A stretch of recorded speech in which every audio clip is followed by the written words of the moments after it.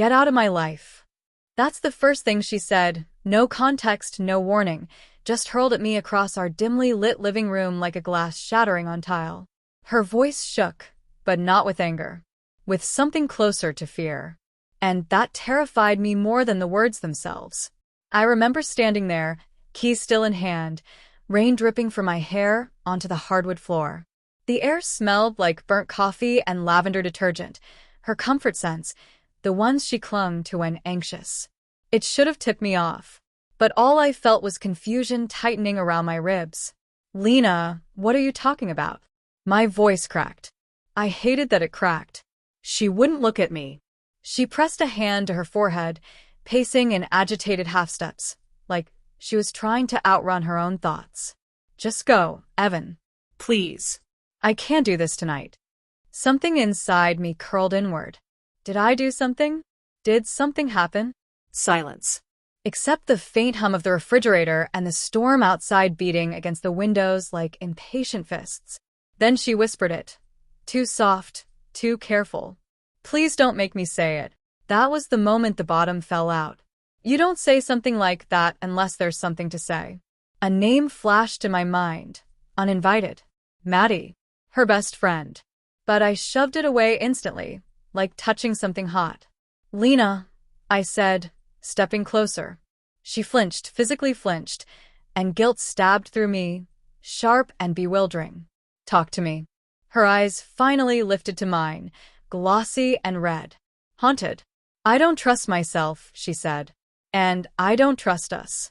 So I need you to leave before I do something I can't take back. That didn't make sense. None of it did. But I left. Because when the person you love begs you to go, their voice cracking on the word please, you obey. Even if it feels like tearing off your own skin. I ended up at Maddie's apartment, choking on confusion and humiliation. She opened the door in an oversized sweatshirt, hair messy, eyes soft with a concern that felt like balm. She didn't ask questions at first. She just pulled me into a hug, warm and grounding. Talk, she murmured. I told her everything. My voice shook, my chest a battlefield of loyalty and dread. And she listened, too intently maybe, but I didn't notice at the time. Not until later would I replay the way she held my gaze, how her fingertips lingered on my shoulder. Back then, it only felt like support. Like oxygen. You didn't deserve that, she whispered when I finished. She shouldn't treat you like you're disposable. I don't think she meant. She meant it, Maddie said sharply. Then gentler, some people push away the ones who see them too clearly. Her words hit deeper than they should have. Maybe because I was cracked open and she seemed to understand every splinter. She made tea, let me shower, gave me her spare clothes. Small kindnesses that felt enormous in the moment. When she brushed a strand of hair from my forehead, I didn't stop her. I should have. Even then, something in my gut twisted, but it was easier to ignore it, to lean into the warmth offered to me instead of the cold uncertainty I came from.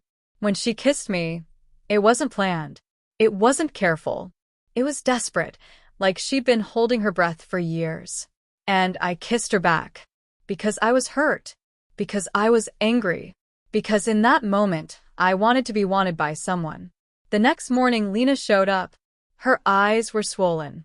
Her voice small. Evan, I pushed you away, because I was scared I was hurting you. I never. Then she saw Maddie behind me in her robe. The look on her face didn't need words. But she said them anyway, barely audible. I wasn't confessing a betrayal. I was trying to stop one. And that was the twist of the knife. I hadn't discovered betrayal. I had become it.